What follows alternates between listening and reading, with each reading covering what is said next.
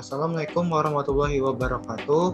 Perkenalkan, nama saya Muhammad Ihsan Kusairi dari Teknik Sipil 2018. Di sini saya akan mempresentasikan mengenai tugas permodalan Sankots mengenai konsep jaringan jalan Kabupaten Sambas. Adapun outline yang akan dibahas pada presentasi kali ini, yang pertama itu ada informasi umum mengenai Kabupaten Sambas, kemudian ada identifikasi pusat kegiatan, dan yang ketiga ada rencana pembangunan daerah.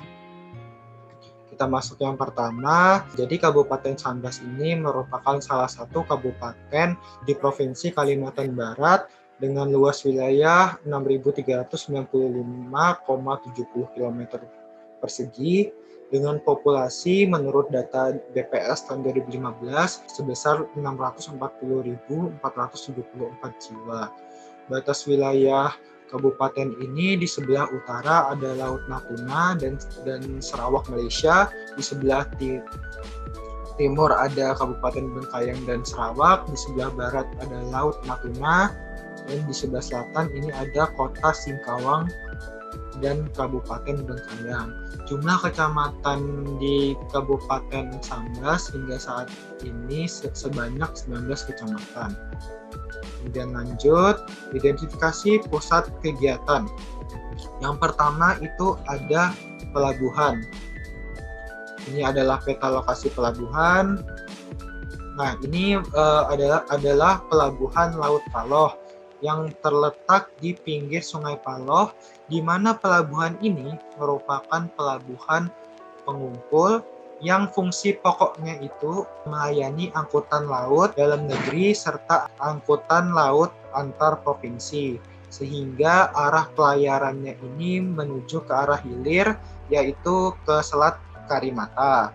Akses menuju pelabuhan ini difasilitasi oleh jalan lingkungan primer yang terhubung langsung oleh jalan kolektor primer. Kemudian sumber klasifikasi jalan ini berdasarkan Perda Kabupaten Sambas nomor 17 tahun 2015 tentang RT/RW. Kemudian lanjut, yang kedua ada Pelabuhan Sintete. Pelabuhan Sintete ini terletak di pinggir Sungai Sambas dengan arah pelayaran menuju ke arah hilir, yaitu menuju ke Selat Karimata. Ini juga termasuk pelabuhan pengumpul. Kemudian akses masuk ke pelabuhan ini dilalui oleh jalan lokal primer yang terhubung langsung oleh jalan kolektor primer.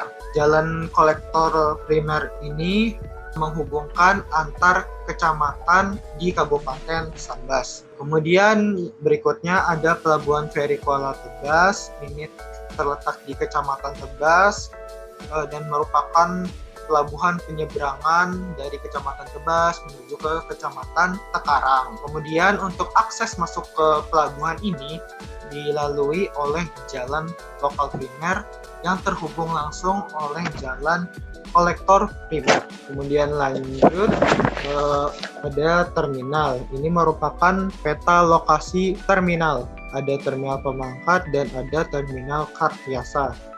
Yang pertama untuk terminal Kartiasa ini terletak di Desa Kartiasa, Kecamatan Sambas yang dihubungkan langsung oleh jalan lokal primer. Terminal ini termasuk terminal penumpang tipe B di mana melayani kendaraan umum antar kota dalam provinsi di Kalimantan Barat.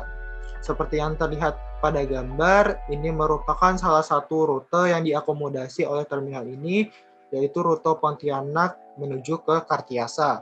Kemudian selanjutnya ini ada terminal Pemangkat.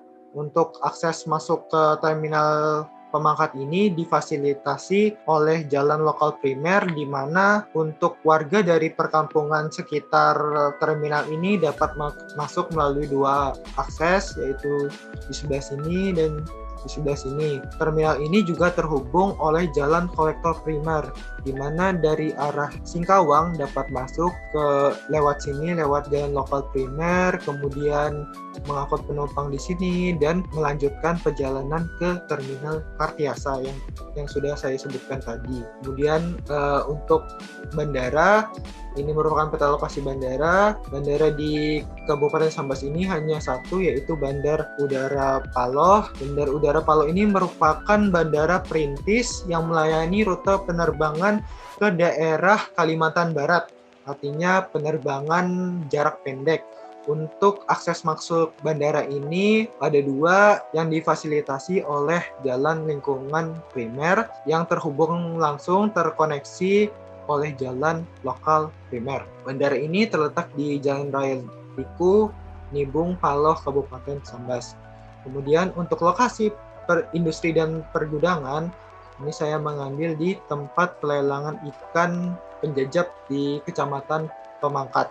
Akses masuk ke TPI ini ada dua, yaitu akses masuk utama, ini merupakan jalan lokal primer, dan kemudian ada dari TPI ini juga terhubung ke area perumahan, sehingga di area perumahan ini jalannya termasuk jalan lingkungan sekunder, sedangkan untuk di areal TPI ini termasuk jalan lingkungan primer.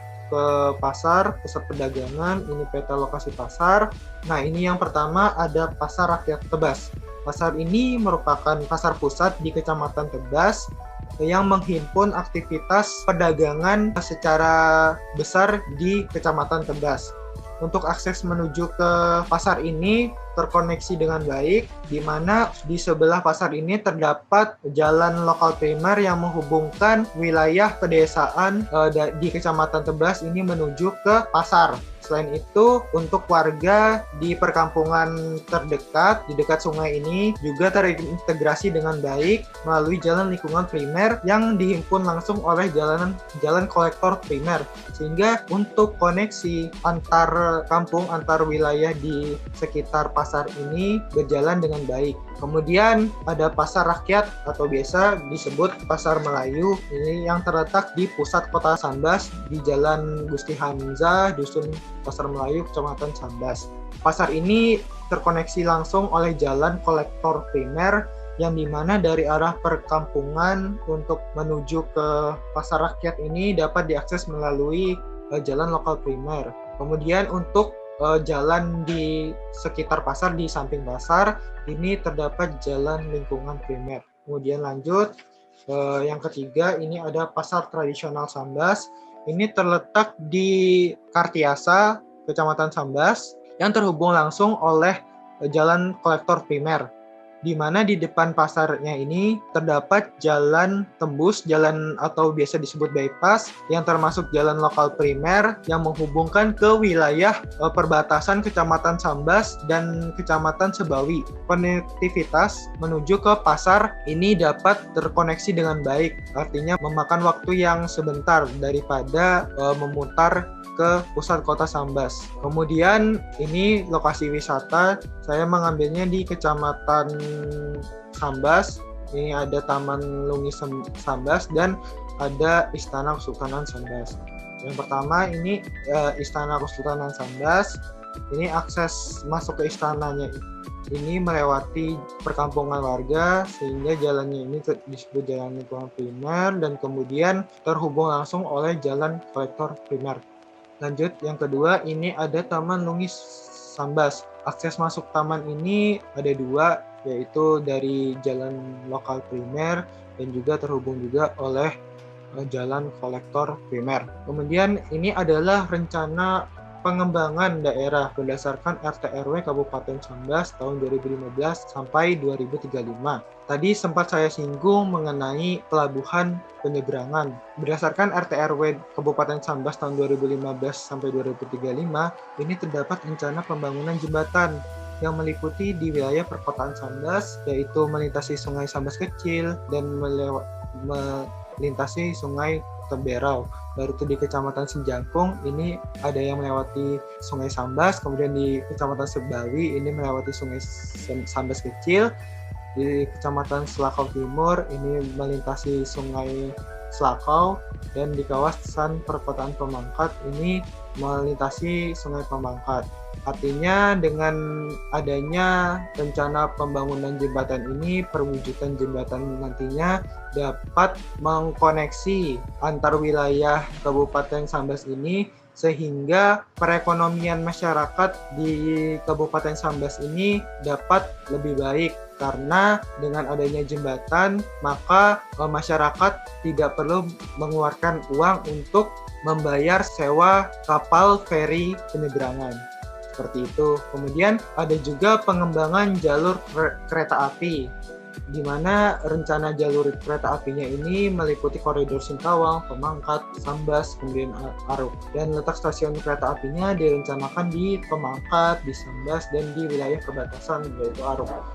Nah, ini merupakan salah satu poster bagaimana rencana rel kereta api di Kalimantan, di mana prioritas pertama ini tahun 2015 sampai prioritas ketiga sampai tahun 2030, namun sampai sekarang pengembangan jalur kereta api ini belum terrealisasi. Kemudian ada pengembangan untuk kawasan industri. Yang pertama ada kawasan industri Semparuk yang meliputi pengolahan makanan dan minuman, kelapa sawit, industri kimia, pengolahan karet, kayu dan furnitur, serta bahan bangunan. Yang kedua itu ada kawasan industri Tanjung Api yang meliputi industri pengolahan gas alam dan cair. Kemudian untuk kawasan industri Aruk, ini ada untuk pertanian, perikanan, kehutanan, dan pertambangan. Nah, kemudian rencana berikutnya ada pembangunan pos lintas batas negara, PLBN. Ini merupakan salah satu dari rencana pembangunan daerah yang sudah terwujud, salah satunya di PLBN Aruk ini yang diresmikan pada tanggal 17 Mei 2017 oleh Bapak Presiden Joko Widodo. Wilayah PLBN Aruk terbagi menjadi dua, yaitu PLBN Terpadu Aruk dan Terminal Barang Internasional Aruk. Dengan dibangunnya PLBN ini diharapkan perekonomian masyarakat di sekitar perbatasan Indonesia dan Malaysia ini perekonomiannya dapat meningkat. Sekian dari saya, kurang lebihnya mohon maaf apabila terdapat salah-salah kata. Terima kasih. Assalamualaikum warahmatullahi wabarakatuh.